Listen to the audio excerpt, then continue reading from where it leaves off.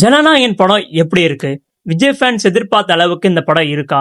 Hello guys, இன்னைக்கு இதை பத்தி தான் பார்க்க போறோம். என்னடா சொல்ற அப்படின்னு கேட்டீங்கன்னா, ஜனநாயகன் படத்தை யாரோ அன்அஃபிஷியலா எடுத்து ரிலீஸ் பண்ணியிருக்காங்க. இதனால மொத்த தமிழ் சினிமாவே கொந்தளிச்சிட்டு இருக்கு. இதை யார் பண்ணாங்க அப்படின்னு கண்டுபிடிச்சிட்டாங்க. இந்த படத்தை ஷேர் பண்றவங்க மேல சட்ட ரீதியா நடவடிக்கை எடுக்கப்படும் அப்படின்னு சொல்லிட்டாங்க. ஏற்கனவே இந்த ஜனநாயகன் படம் பொங்கலுக்கு வர வேண்டிய ஒரு படமா இருந்துச்சு. ஆனா அந்த படத்துல பாலிடிக்ஸ் இருந்தனால இந்த படத்தை தள்ளி வச்சுட்டாங்க. இப்ப என்னடான்னா இது மாதிரி நடந்திருக்கு.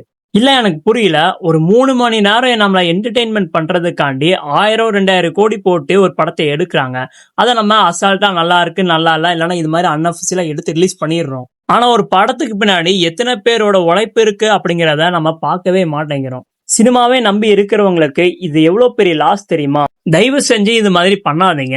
நம்மள நம்பி தான் படம்லாம் எடுக்கிறாங்க. முடிஞ்ச அளவுக்கு அவங்களுக்கு நம்ம சப்போர்ட் கொடுத்தே ஆகணும். இப்படி நடந்தனால யாரும் கவலைப்படாதீங்க. இதை ஒரு நல்லதுக்கே அப்படின்னு நம்ம எடுத்துக்கலாம். இந்த படத்துக்கு இவ்வளவு பெரிய பிரச்சனை வருதுன்னா இந்த படம் வேற லெவல்ல இருக்க போறதுக்கான ஒரு அறிகுறியா கூட இருக்கலாம். அதனால ஜனநாயகன் படம் எப்போ வருதோ அப்பதான் திருவிழா.